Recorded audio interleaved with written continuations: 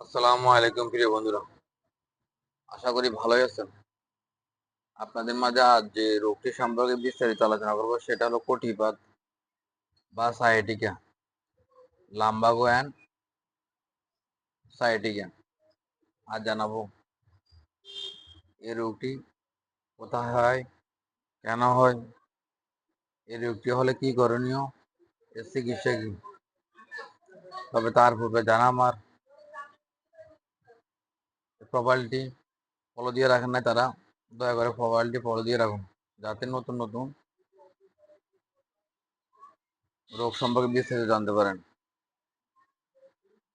এবার সাথে সাথে লাইক ও শেয়ার করে অন্যকে দেখার সুযোগ করে দিন, এবং অবশ্যই কোনো বিষয় জানতে চাইলে কমেন্টস করবেন। সেই রোগটি সম্পর্কে অবশ্যই একটি ভিডিও বানাবো। তো চলুন শুরু করা যাক। কটিবাত বা সায়াটিকা, লাম্বাগো অ্যান্ড সায়াটিকা। কোমরের পিছনে, আমাদের ঠিক কোমরের পিছনে এবং মাজার ভিতরে কম বেশি সকলেই ব্যথা হয়ে থাকে। এটা মূলত কোমরের স্নায়ুর উপর চাপ পড়ার জন্য হয়ে থাকে। বেশি সময় বসে কাজ করা, ভার বহন করা, মোটরসাইকেল চালানো বা ড্রাইভিং এর মতো কাজে কোমরের সায়াটিকা স্নায়ুর প্রদাহ এটা হয়। স্নায়ু প্রদাহে এটি হয়। আবার যারা বেশি মোটা, অর্থাৎ শরীরের উপরের অঙ্গের চাপ মেরুদণ্ডের উপর পড়ার ফলেও এরূপ ব্যথা হয়ে থাকে, যারা বেশি মোটা। আবার অনেক সময় ভিটামিন B1, B6, B12 এর অভাবও এ রোগ হয়ে থাকে। দীর্ঘদিন রোগে ভোগার দরুন কোমর বাঁকা হয়ে যেতে পারে। প্রায় অনেক বয়স্ক লোকের কোমর হেলানো দেখা যায়। তারা এরূপ ব্যথা দীর্ঘদিন ভুগতেছে। লক্ষণ কি? এ রোগের লক্ষণ কি? এ রোগের লক্ষণ কোমরে ব্যথা অনুভূত হয় এবং টিপলে বা চাপ দিলে ব্যথা লাগে। তাছাড়া বেশি নড়াচড়া বা ওঠাবসা করলে এ ব্যথা বাড়ে। ঠান্ডা ও ভোরবেলা এবং শেষেতে আবহাওয়ায় ব্যথা বাড়ে। বিছানায় শুয়ে বা কাত হয়ে ঘোরার সময় ব্যথা বাড়ে। মোটরসাইকেলে বেশি বসে থাকলে এবং চেয়ারে বেশিক্ষণ বসে কাজ করলে ব্যথা বাড়ে। কোমর ভাঁজ করলেও, সামান্য পেছনে হেলালেও ব্যথা বাড়ে, এবং কোমরেও ব্যথা দীর্ঘদিন থাকলে চট করে ভালো হতে চায় না এই রোগটির চিকিৎসা কি? এই রোগটির চিকিৎসা মূলত যতদূর সম্ভব মেরুদণ্ড সোজা করে বসা উচিত এবং দরকার মতো লাম্বার কর্সেট ব্যবহার করা উত্তম। তাছাড়া হালকা ব্যায়াম ও ফিজিওথেরাপি যথেষ্ট উপকার। তবে কোনো কোনো ক্ষেত্রে 2 থেকে 3 সপ্তাহ প্যালভিক তবে কোনো কোনো ক্ষেত্রে প্যালভিক ট্রাকশনে রাখা ভালো। পাশাপাশি অত্যাধিক ব্যথার জন্য আমরা ইন্ডোমেথাসিন জাতীয় গ্রুপের ওষুধ ব্যবহার করতে পারি। সেক্ষেত্রে ইন্ডোরেক্স ক্যাপসুল, ইন্ডোক্যাপ এই জাতীয় ক্যাপসুল, ইন্ডোম্যাট ক্যাপসুল এই জাতীয় ক্যাপসুল ব্যবহার করতে পারি। এক বড়ি 1 থেকে 2টি ক্যাপসুল দৈনিক 2-3 বার বড়া পেটে, অবশ্যই গ্যাস্ট্রিকের ওষুধ সাথে খেতে হবে। সেক্ষেত্রে গ্যাস্ট্রিকের ওষুধ আমরা ইসোমিপ্রাজল গ্রুপের ওষুধ ব্যবহার করতে পারি। সেক্ষেত্রে সার্জেল অথবা ম্যাক্সপ্রো জাতীয় ক্যাপসুল খেতে পারি। সকালে একটি, রাতে একটি, অবশ্যই খাওয়ার 1 ঘন্টা আধা ঘন্টা আগে। অথবা এই ইন্ডোমেথাসিন গ্রুপের ওষুধের পরিবর্তে ফিমিনামিক গ্রুপের অ্যাসিড জাতীয় ওষুধ ব্যবহার করতে পারি। আর বলছি ফিমিনামিক জাতীয় গ্রুপের ওষুধ ব্যবহার করতে পারি। সেক্ষেত্রে ফ্লামিক 250 mg অথবা কন্টিল 250 mg এই জাতীয় ক্যাপসুল ব্যবহার করতে পারি। অথবা HPR 250 mg এই জাতীয় ট্যাবলেট ব্যবহার করতে পারি।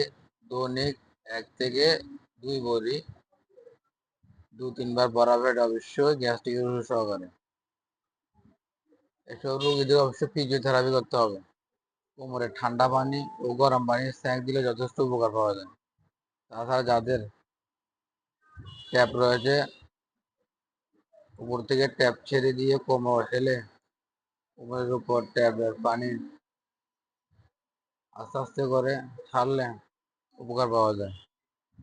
গোসলের সময় গরম তোয়ালে ভিজিয়ে কোমর জড়িয়ে রাখলে আরাম পাওয়া যায়। ভিটামিন এর পাশাপাশি আমরা দিতে পারি বি ভিটামিন, থায়ামিন, হাইড্রোক্লোরাইড জাতীয় ওষুধ দিতে পারি। সেক্ষেত্রে ট্যাবলেট বিওভিট অথবা AV1 অথবা থায়ামিন অথবা থায়োলাক্স জাতীয় ট্যাবলেট দিতে পারি। এক বড়ি দৈনিক একবার আহারের পর সেব্য। পাশাপাশি অথবা এটার পরিবর্তে অবশ্যই আমাদের দিতে হবে ভিটামিন B1, B6, B12 গ্রুপের ওষুধ। সেক্ষেত্রে আমরা দিতে পারি ট্যাবলেট নিউবিয়ন অথবা নিউরোবি অথবা বিটাবিয়ন অথবা ওবিটেল জাতীয় ট্যাবলেট দিতে পারি। দৈনিক একবার করে 2 থেকে 3 মাস। অথবা ভিটামিন B1, B2, B6 এই জাতীয় ইঞ্জেকশন পাওয়া যায়। সেক্ষেত্রে আর বলছি ভিটামিন B1, B2 ও B6 জাতীয় ইঞ্জেকশন বাজার পাওয়া যায়। সেক্ষেত্রে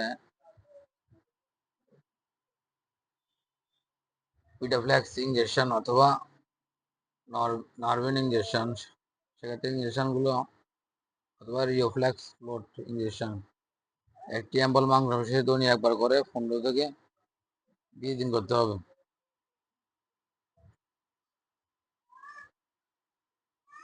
গ্যাসের সমস্যা থাকলে অবশ্যই, যেটা আগে বলেছি, সেক্ষেত্রে এসোমিপ্রাজল গ্রুপ অথবা ডেক্সোলান্সোপ্রাজল গ্রুপের ওষুধ ব্যবহার করা যায়।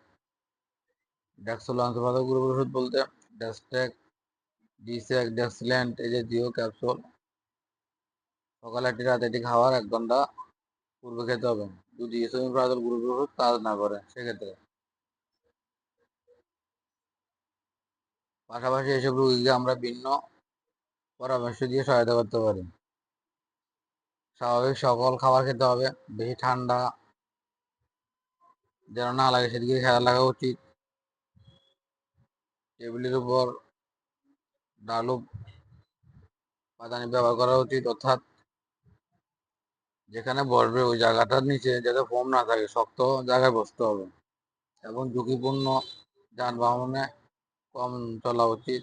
দীর্ঘ সময় এক জায়গায় বসে না থাকে কিছুক্ষণ পর হাঁটাহাঁটি করা ভালো এবং উপর হয়ে না বসে সোজা হয়ে বসা ভালো।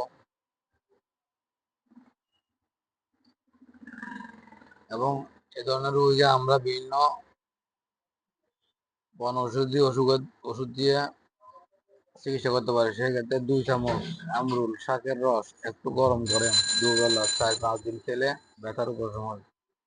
5টি গোল বেগুন সিদ্ধ করে সেই পানি দিয়ে বেগুনগুলোকে এরন্ড তেলে ভাজতে হবে এবং বেগুন ভাজা প্রতিদিন একবার করে কয়েকদিন খেতে হয়। এতে অনেকদিন ব্যথার উপশম হয়, অর্থাৎ ব্যথা কমে যায়। হ্যালো বন্ধুরা, আজ এ পর্যন্ত। আবারও ফিরে আসবেন নতুন কোনো রোগ সম্পর্কে বিস্তারিত আলোচনা করার জন্য। ততক্ষণ সাথে থাকুন। ভিডিওটি ভালো লাগলে অবশ্যই লাইক, শেয়ার ও কমেন্টস করবেন। এতক্ষণ ধৈর্য ধরে এই ভিডিও দেখার জন্য অসংখ্য ধন্যবাদ। আসসালামু আলাইকুম।